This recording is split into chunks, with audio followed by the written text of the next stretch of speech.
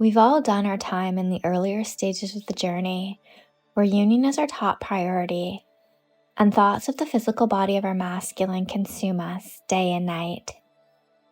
If you're listening and resonating with this message, you're now further along in the journey, and you have a deeper understanding that the truth of this is so much more expansive than just the physical body of your masculine.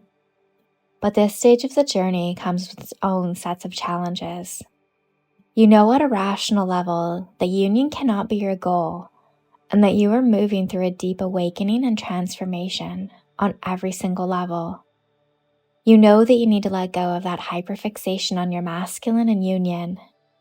But when you get brutally honest with yourself, you also know that you would be lying to yourself if you were to pretend that there wasn't still a small or a large part of you still desperately yearning for union. Thoughts of our masculine are like a drug that keeps calling us back. We've moved past the overwhelming addiction, and we know we need to release our fixation, but we don't know how. This can be a very confusing and tumultuous phase of the journey, and it's a stage where you're being invited to dive very deep into yourself, to really face those nitty-gritty details of what you've been sweeping under the rug. To truly shift requires some very intense self-reflection and some very brutal honesty. Start asking yourself questions. What is it that is missing from your life that you so desperately crave to experience through union? What voids are you trying to fill? What feeling states are you looking for and hoping that union will bring you? What emotions do you want to feel that you expect union will produce? What uncomfortable feeling states within yourself are you avoiding facing and hoping that union will alleviate? If you really dive into the root of it, when you get honest with yourself, the truth is evident. The desperate desire for union is because we think it will make us feel better. You're not fully happy with yourself and your life, and union feels like it is the solution to bringing you that love and happiness that you yearn for. But the paradox is, the union will never happen while ever you are in a state of wanting to feel better.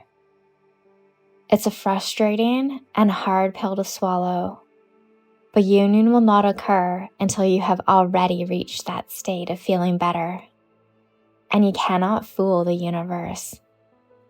Pretending or trying to feel better, but still holding on to the underlying intention of achieving union simply does not fly on this journey.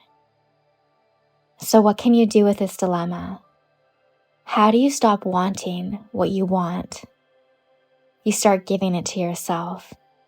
You start showering and nurturing yourself with all the love that you crave from another.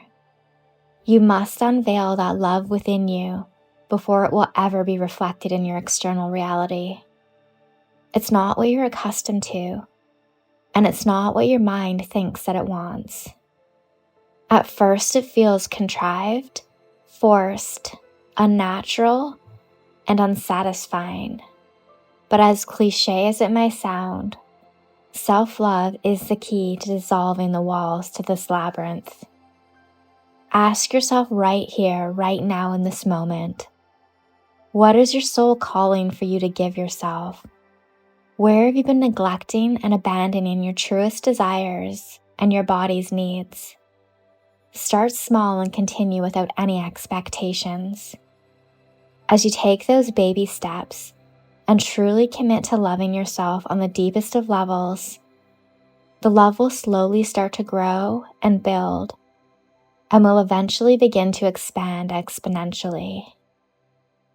It's hard to believe right now, but there will actually be a day where you feel so whole and complete that the need for union becomes irrelevant.